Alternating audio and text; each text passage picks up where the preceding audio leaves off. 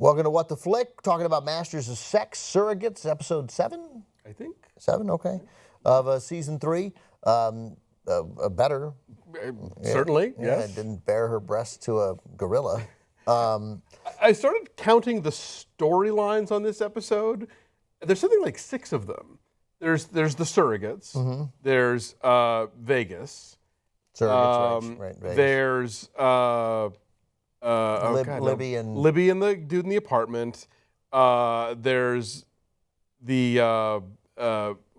maybe I've subdivided surrogates into several things. There's surrogates, and then there's the sexual dysfunction study. Right. 2 different things. Surrogacy with Sarah Silverman, right? Well, no. That's we think of surrogates now as being that, but for the purpose of the show, it's the people who are doing the sex Okay, therapy. well then there's. But you're right. Okay, so yeah, sorry. Surrogates, Vegas, Libby, Sarah Silverman's pregnancy, the gay intern. Right, the guy. Right, all of it's just totally on its own. That's at least 5. Right? Yeah, and I was like, okay, that's all right. We're gonna spin those plates, and so we can knock off gay intern. That was 2 scenes, which I'm hoping is a setup for something later. But sure, and a nice way of doing it there in the beginning. And sure. Although again, like a nice way of doing it with a really nice way of doing it with classical music, right? Mm-hmm. And you recognize other fans of classical music, and then to repeat it at the end, like in case we missed it. Well, but I think I'll give them credit for this. The repetition, I think, was for Beau Bridges to actually acknowledge that it happened. But I think he acknowledged it when he said, "How did you know?" I don't know. I just like then they obviously know what they're. I know, but it didn't clang for me. I felt like that was sort of putting a bow on it. And we do finally find out what happened to Libby's previous lover, right, Robert, which had not been mentioned all season. So that was nice to finally put a cap on that. Yeah, I mean, I think there's some interesting stuff here. One of the things that struck me was, when I had that sit down a few weeks ago with a couple of the creators of the show, and one of them talked about how one of the motors of this show as it goes along is that Bill Masters is not the same at the end as he was at the beginning. Like, he's somebody who really evolves and changes as a person, which is great, and it's certainly a good idea for telling a story. Except that there are 2 different occasions on this episode where someone tells Bill Masters, "You've changed." Oh, right. You know, the girl from his neighborhood says it, talks about how he's different now. That's and then really the 6 storylines. It's not just the surrogates. Right. Yeah. That's exactly. There's more than one. There, right. And then there's Libby at the, or not Libby, Ginny at the end when he brings the soup. Like, oh, well, you wouldn't have done that years ago. Right. I was like, okay, yeah, we get it. And then it concludes with her significant moment, I think, because she, of course, was lying to Bill about where she was, but then she lies to Josh Charles. Yes. That was Bill. Yeah, she's clearly like caught between those 2 and running in interference between both of them. But it's crazy in a sense. I mean, of her, unless she's worried about her career professionally. I mean, picking Bill is insane. I don't know that she's picking Bill as much as she's not ready to pick Dr. Fragrance either, and so I think she's sort of. But he really stepped up in a human way there. I mean, he saved them, right? With sure. The fight. And then he suitably called the cops, and then she talks him out of it, and he's like, "All right, here's $1,000 for rehab. Call your mom." Yeah, no. I mean, he's not a great guy. I mean, like obviously he forfeited this big, money-making job in Vegas to stay in St. Louis. $60,000 contract. Well, yeah, for 1965, that's Still nothing. Doesn't seem like enough. I don't know. Yeah. Nonetheless, he's staying in St. Louis, and that's a sacrifice. No, I'm kidding. I've never been to St. Louis. I'm sure it's lovely. No, it's a sacrifice. Okay.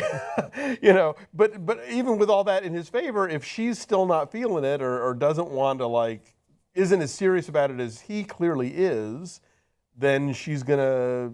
Sure, I got it. I just mean, but I got it. She's not. We know she's not gonna choose him, right? Mm-hmm. I mean, or he's gonna realize that before it might have happened and bolt for Vegas.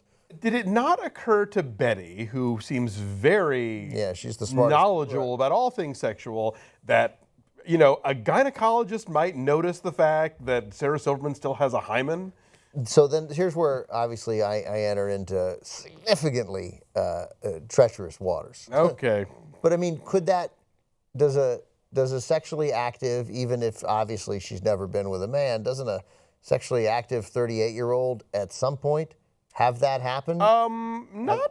maybe not necessarily at the time. It seemed unlikely to me that I thought he was, when he has that moment while examining her, I thought it meant he could tell, look, I can tell if a lady, why can't I say vagina? I can tell if a lady part has not been used, penetrated, right, yes, in a while, or so you can't be trying. This doesn't. Yeah, I mean, it might. You hear about women losing theirs while riding horseback. So yes, obviously she's lived a fairly sheltered existence. If but I would buy that that maybe in the relationship that she's had with Betty. I'm going to presume they researched it, and that's possible. Yes. And I'm sure we're going to get comments about what a moron I am. And Yeah. you know what? Here's the deal. They're all correct. Look, I know less about this subject than you do, but I'm going to give them the benefit of the doubt that that maybe the strap-ons were not as popular in the '60s as they are, say, with the cast of S3E8. But yeah, that nonetheless, it seemed like Betty would be sharp enough to realize that that was maybe going to be an issue. Right. Definitely a motif of this episode is money for sex. Yeah, real quick though, because sure. then Betty goes and he calls Betty in, and she knows what's coming because she's smart and with it. But then that speech, like again, it just ends on. She does a very cool thing. One, she tells that puts that person on a hold, and then she has the speech. She goes back, she completes the call. Like nothing could be more significant to me if I were a boss than, wow, she's still doing her job. Like I can't let this woman go. She's Right, still mad as I am. So I thought that was great. But her speech again, it feels so perfect. It's a little written. It was a little written, like the part about, hey, I've been looking the other way, I buy that, but then the big finish about, I do something now, maybe you look out for me for a change. I don't know, then that suddenly felt written. But and I love that. I mean, that remains by far my favorite character on the show. She does. So, but no, I was just saying before that there's kind of this ongoing thing of like, well, we can't pay the surrogates because that would be prostitution, but then he does wind up giving money to the old friend at the end. They're clearly paying Dr. Austin $1,000, basically a stud fee. That's right. Now that he's having to perform the act, and then there was a third one. That was like the worst sex scene ever. Well, I mean, it's funny, worst sex scene ever, except there might be some intensity between Sarah Silverman and what's her name, Annalee Ashford. That because they were like holding hands and they're looking each other in the eyes. Like that was actually. Well, yeah, I mean, that's the thing. Like I'm actually having this act with you. This guy's on top of me grinding away, but we're just la la la. I'm not. Yeah. Right. No, I thought that was well choreographed. I liked that a lot. There was another thing of money changing hands. Oh, well, the whole thing about I keep saying Libby. Ginny's discovery that winning at gambling is like having an orgasm. Yeah, boy, that was. I got news for you. It's true. So you're a sex addict then? Yeah, that's right. That's what it is. Yeah, I like that scene in Vegas. Of course, you like the nice patter that they had in their relationships. So similar to Bill when they're on, the way they finishing each other's sentences and going in for the kill to win somebody over, and it worked. Yeah, no, she's good in a room, as they would say, And Libby is in a full-fledged affair, although not emotional yet. Yes, but clearly she is being very guarded after what happened to Robert. Who is tending to these kids? Don't they have two? That's true. Yeah. Well, she mentions that I got to go home and relieve the sitter. Yeah. But who's taking care of the wife? Right. Yeah. I mean, she's needing a lot of tending. Yeah. So, but whatever. I guess it's somebody. Someone, we presume. So yeah. I mean, look, it was better. It was a much stronger episode, and and Bill is recognizing that something, presumably, although he's pretty clueless. I guess. I mean, she's I think gearing herself to throw herself at him, but I think he obviously still thinks that things are hunky dory with Ginny. So I tell you what was really good here was a recognition of some of the things that you really have to sacrifice, even today, but in some states, but really back then, being gay. Like, obviously you could, well, not obviously, you could have a child the normal way, the standard way, the accepted way, but you'd have to. That's hard all by itself, right? And you have to do something you don't want to do. I mean, imagine saying to a straight person, you can have a kid, but you're going to have gay sex, right? We'd be like, what are you talking about, right? But we think, oh, these lesbians, they'll be fine, right? Right, and of course it's not fine. It's not what they want. Right.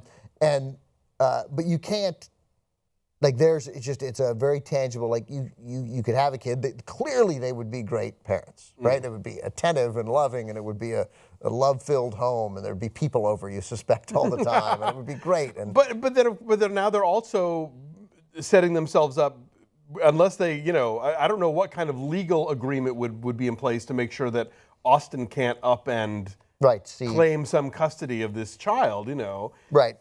I mean, they're assuming that he's not going to want to because he's got 3 of his own that he's dealing with, but there's no legal protections in place. And they'll be like, look, we get you, but you're as involved as you want to be. You want to come over? Great, But, I mean, worst case scenario, he can always play oh my God, he's being raised by 2 lesbians. Let me get him out of that house card. Totally. I mean, at this point, he clearly doesn't seem like the kind of guy No, who would do absolutely. that, but I'm just saying, there's no framework in place. There's no framework in place, and they have to do something like this. So obviously, you would hope that Bill, it seems like he's going to recognize this, and losing Betty would be a I would hope that he becomes Sarah Silverman's gyno.